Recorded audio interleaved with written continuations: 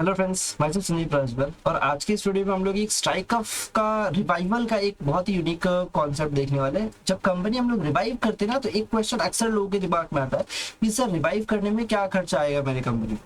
देखो, रिवाइव जब आप करने जा रहे हो ना कंपनी को, तो बेसिकली आपके कुछ अलग अलग टाइप के खर्चे होते हैं। एक टाइप का जो खर्चा होगा वो आगे आपका कोर्ट फीस, जो आपको पे करना पड़ेगा, कोई ऑप्शन नहीं है। दूसरा आ गया आपका प्रोफेशनल फीस, चाहे वो एडवोकेट हो, सीए हो कोई भी हो, उसको आपको पे करना पड़ेगा बिकॉज वो उसका प्रोफेशनल फीस है। He may charge 1 lakh rupees, 2 lakh rupees, it's upon him. ठीक है, वो उसकी प्रोफेशनल कॉम्पिटेंसी के ऊपर है, वो उसका चार्जेस है। नेक्स्ट, कोर्ट फीस दे रहे हो आप, ये दे रहे हो। इसके बाद और क्या क्या फीस आ सकता है? हो सकता है कोर्ट कोई अमाउंट इम्पोज कर दे आपके ऊपर कि you have to pay 50,000 rupees for all the shit you have done during that period of time. ठीक है, 50,000, 20,000, whatever amount they are charging, तो वो आपको amount you have to pay, you have to honour that order. ठीक है। Now third type of expense is, जब हम लोग कंपनी रिवाइव कर दे, जैसे इनका क्वेश्चन आया हुआ है कि if company voluntary strike off, आप मैंने कम क्या किया, खुद से कंपनी को स्ट्राइक ऑफ कर दिया। ठीक है, एंड आफ्टर 11 ईयर मैं कंपनी को वापस से रिवाइव कर रहा हूँ, तो क्या इस सिचुएशन में मेरे को 11 साल का एनुअल रिटर्न फॉर्म फाइल करना होगा? तो answer is no. Why no? मैंने खुद से स्ट्राइक ऑफ किया था। ठीक है, वॉलेंटरली जब स्ट्राइक ऑफ किया हूं ना मैं, तो मैंने उस दिन पे दिखा दिया कि मेरा बिजनेस बंद हो चुका है, मेरे को मैंने बिजनेस चला ही नहीं रहा हूं। ठीक है, मेरा बिजनेस ऑपरेशन नहीं है। सो इस सिचुएशन में मैं जब रिवाइव करूंगा कंपनी को, तो यहाँ पे मेरे को कोई भी ये देने का जरूरत नहीं है, क्या बोलते हैं उसको, कोई भी फाइलिंग का जरूरत नहीं पड़ेगा। मतलब कोर्ट जो भी अपोज करता है उसके बाद मेरे को फाइल करने का जरूरत नहीं पड़ेगा कि बीच का टेन्योर, बिकॉज वो तो मिल जा रहा है, क्योंकि मैंने वॉलेंटरी फाइल किया था, मैंने कंपनी खुद से स्ट्राइक ऑफ की थी सारी कंप्लायंसेस के बाद। What if company automatically gets write off by ROC? उस सिचुएशन में रिवाइवल के समय में क्या होगा? जस्ट बिकॉज अभी ये नहीं पता है आरओसी को कि आपने किस पॉइंट ऑफ टाइम पे अपना बिजनेस को शट डाउन किया था। ठीक है, तो सपोज करो 2012 में आपने कंपनी का ऑपरेशन को शट डाउन कर दिया आपके अकॉर्डिंग, या फिर आपने एक्टिव नहीं हुआ, आप फाइलिंग बंद कर दिए। 11, 12, 13, 14, 15, 2015 में कंपनी स्ट्राइक ऑफ हो गई। ठीक है, 11 के बाद 12, 13, 14, 15, 3-4 साल बाद कंपनी को स्ट्राइक ऑफ कर देती है आरओसी। तो पॉइंट इज कि ये जो 4 साल है, और अभी आप जब कंपनी को रिवाइव करने जा रहे हो, ठीक है, तो ध्यान से समझना बात, इस ड्यूरेशन के फाइलिंग्स तो आरओसी आपसे मांगेगी कि भाई आपको ये फाइलिंग तो आपको करनी पड़ेगी, बिकॉज भले आपका निल था, आपका बिजनेस था नहीं था, मेरे को फर्क नहीं पड़ता है, आपको फाइनली तो करना पड़ेगा, बिकॉज एक्ट के अंदर प्रोविजन है कि वहां पे आपको फाइलिंग करना है।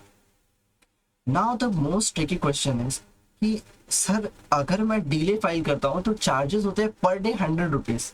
एक दिन का अगर मेरा डिले होता है तो पर एक दिन का 100 रुपया होता है। अगर मैं 365 डेज डिले करता हूँ तो मेरा चार्जेस 36,500 हो जाता है। ऑब्वियसली एक दिन का 100 रुपया तो 365 दिन का। तो सर मैंने तो 10 साल तक डिले कर दिया है सपोज, या 5 साल तक का डिले कर दिया है, तो उस सिचुएशन में मेरे को कुछ 1,80,000 समथिंग का अमाउंट पे करना पड़ेगा क्या एक फॉर्म के लिए? 2 फॉर्म फाइल करना पड़ता है, तो 1,80,18, 36, 3,60,000 रुपए एक साल का कंप्लायंस, फिर नेक्स्ट ईयर का कंप्लायंस। तो एज पर फॉर्म, मतलब अगर आप फॉर्म फिलअप करने जाओगे तो वो अमाउंट वो चार्ज करेगा डेफिनेटली। 1 लाख तो नहीं चार्ज, जो भी अमाउंट चार्ज करता है एक स्पेसिफिक लिमिट आता है, अपर लिमिट भी वहां पे, तो उतना अमाउंट तो आपको चार्ज करेगा आपका फाइल। ठीक है, नाउ आप इस चीज को लेकर हाईकोर्ट से, मतलब हाईकोर्ट बोलो सॉरी, एनसीईआरटी के पास आप रिक्वेस्ट कर सकते हो कि सर हमारी कंपनी का पोजीशन इतना वीक है, अगर हम फाइलिंग में सारा पैसा दे देंगे तब तो हम बर्बाद हो जाएंगे, फिर तो हमारे पास ऑपरेशन के पैसे नहीं बचेंगे, फिर रिवाइवल का कोई मतलब ही नहीं बनेगा sir. On this ground if honourable NCERT अगर ये ऑर्डर दे देती है कि हाँ ठीक है चलेगा, तुम्हारा फीस हम वेव कर देते हैं, तो ऑन दैट ग्राउंड आपकी फीस वेव हो सकती है। ठीक है, ऐसा बहुत लोग करते हैं, क्या फाइलिंग कर मतलब रिवाइवल हो गया और फिर फीस वेवर के लिए रिक्वेस्ट नहीं करते कि सर, क्योंकि भाई fees waiver is the key element. अगर मेरे को कंपनी रिवाइवल का मेरे को कॉस्ट पड़ा है 2.5 लाख 3 लाख रुपया, और मेरे को फाइलिंग का फीस 10 लाख रुपया पड़ जाए, तो क्या फायदा उस रिवाइवल का मेरे अकॉर्डिंग?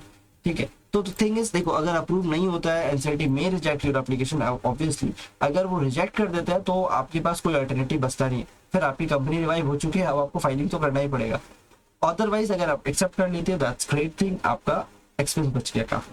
ठीक है, अब पॉइंट आता है कि कुछ ऐसे फॉर्म्स होते हैं जो चार्ज करते हैं 50,000 रुपए रिवाइवल के, कुछ लोग होते हैं जो 2.5 लाख चार्ज करते हैं। तो समझ रहे हो डिफरेंस क्या होता है? जो 2.5 लाख वाले होते हैं ना, वो आपके उस चीज के ऊपर फोकस करते हैं कि इसका रिवाइवल का कॉस्ट बचा लेना है, मतलब रिवाइवल के बाद का फाइलिंग का कॉस्ट बचाना है। और जो 50,000 वाला होगा वो बोलेगा बस रिवाइवल कर दो, कंपनी का स्टेटस एक्टिव कर दिया, बस भागो जय बोलेगा, वो फॉर्म फाइलिंग नहीं करने वाला होता है। तो जो भी है सभी प्रोफेशनल अच्छे हैं, सभी जितने भी प्रैक्टिस कर रहे हैं सभी अच्छा है, सबका अपना अपना प्रैक्टिस का तरीका है, आपको उस अकॉर्डिंग डील करना होगा। ऐसा नहीं है कि कोई कुछ भी कर रहा है, ठीक है, हर एक चीज का एक सिस्टम बना हुआ है, हर कोई एक प्रोसेस के थ्रू ही काम कर रहा है। सो आपको अकॉर्डिंगली डील करना होगा, आपको अकॉर्डिंगली सब कुछ क्वेश्चन पूछना होगा कि सर मेरे को प्रॉपर बताइए। अगर आप रिवाइवल के लिए जा रहे हो ना, आप अपने प्रोफेशनल हिसाब से पूछो कि सर मेरे को स्टेप्स क्या क्या फॉलो करने होंगे, क्या क्या खर्चा आने वाला है, मेरे को एक हर एक चीज का जो भी पॉजिटिव एंड नेगेटिव जो भी आउटकम है मेरे को आप सारा बता दो एक बार, तो वो अपने आप को एक्सप्लेन करेगा। अगर आप जाके बोलते हो आधा या पूछोगे तो भाई वो कैसे बताएगा। You have to ask him properly कि सर मेरे को आपकी फीस कितनी पे करनी पड़ती है, पोर्ट की फीस क्या आ सकती है, मेरे को क्या अमाउंट पोर्ट अगर कुछ पेनल्टी वगैरह भी इम्पोज कर सकता है, कि अगर कर सकता है तो क्या हो सकता है, मिनिमम एंड मैक्सिमम या एक एवरेज, ठीक है, क्या मेरे को कंपनी का कंप्लायंसेस का भी फाइल करना पड़ेगा, क्या एक मिनिमम एंड मैक्सिमम, ये आप एक आइडिया ले लो। अगर फुल आइडिया नहीं लेते हो तो उस सिचुएशन में आप स्टक हो जाओगे कि भाई अब क्या करूँ, कंपनी भी रिवाइव कर दी, 1 लाख 1.5 लाख खर्चा भी कर दिया, और अब क्या है मेरे को समझ में नहीं आ रहा अब क्या करूँ, कंपनी का फाइलिंग करूँ या छोड़ दूँ। तो ये सिचुएशन में आप ना फंस सको, ठीक है। सो इट्स वेरी इंपॉर्टेंट कि आप ट्रांसपेरेंसी मेंटेन करके हुए चलो, ठीक है। देखो इस बात की कोई गारंटी नहीं दे सकता है कि आपको फॉर्म फाइलिंग का फीस वेव कर देगा कोर्ट, ठीक है, बिकॉज एनसीएलटी के या फिर कोर्ट की कोई भी ऑर्डर के लिए कोई भी प्रोफेशनल गारंटी नहीं देता, कोई नहीं दे सकता, ठीक है, कि हाँ आपका फीस वेव हो जाएगा, आपका हम 20,000 में करवा देंगे, आपका 40,000 में करवा देंगे, ये बेकार बात ही होती है, ठीक है। ऐसा हो ही नहीं सकता कि कोई गारंटी देते। भाई जो ऑनरेबल बंदा बैठा हुआ है वो उस इंसान के वर्ड को मैं पहले कैसे एंटिसिपेट कर सकता हूँ कि वो इतना चार्ज करेगा, ठीक है, वो तो उनका रिस्पेक्ट, उनका पॉइंट है ना कि वो क्या चार्ज कर रहा है। सो इट्स आपको बेसिकली एक ओवरव्यू लेके चलना होगा कितना तक का खर्चा आ सकता है, दैट्स इट, ठीक है। ऐसा इसके अलावा भी कुछ कुछ खर्चा होता है, लाइक दिन को एक्टिव करने के लिए 5,000 आपका चार्जेस वगैरह आते हैं, तो वो तो आपको बेयर करना ही पड़ेगा, वो कुछ नहीं, उसका कोई पॉइंट नहीं, उसका कोई अल्टरनेटिव नहीं होता है, ठीक है। आई होप वीडियो क्लियर हो गया होगा। आपको रिवाइवल के बाद क्या खर्चा आ सकता है वो भी मैंने आपको बता दिया है। मिलते हैं नेक्स्ट वीडियो में। अगर आपका कोई भी क्वेश्चन अभी भी रह गया है तो कमेंट सेक्शन जिंदाबाद है, सभी का मैं यहाँ पे एक्सप्लेन कर देता हूँ। अपार्ट फ्रॉम दैट अगर आपका कोई और क्वेश्चन है तो हमारा गूगल का फॉर्म जिंदा है, आप उस पर कभी भी कमेंट कर सकते हो, कोई भी उसको फिलअप करके कभी कुछ भी पूछ सकते हो। We are here to help you, ठीक है, एंड उसका कोई चार्ज नहीं पड़ता है, ठीक है। बट प्लीज मिसयूज मत करिएगा उसको। ये नहीं कि आप फॉर्म फिलअप कर दिया, आपसे हमने एक बार कॉन्टेक्ट कर दिया, आप बार बार मेरे को हर आधे घंटे में फोन करो, सर ये वाला बटन दबा दिया और क्या करो, फिर काटे, फिर आधे घंटे बाद फोन करे, सर अब ये वाला कर दिया आप क्या करें। तो प्लीज ऐसा मत करिएगा, बिकॉज हम भी काम कर रहे होते हैं, हमारा भी थोड़ा टाइम वेस्ट होता है। बट ठीक है, आप लोग का सपोर्ट रहता है, we do our best, but इसका मतलब ये नहीं कि आप हर 2 मिनट में कॉल करके पूछ लेंगे, ठीक है। ओके, आई होप आप व्हाट्सएप कर दो, जितना आपको व्हाट्सएप करना है हर 2 मिनट में व्हाट्सएप करते जाओ, मुझे जब टाइम मिलेगा मैं देख लूंगा, ठीक है। मिलते हैं नेक्स्ट वीडियो में, जय हिंद।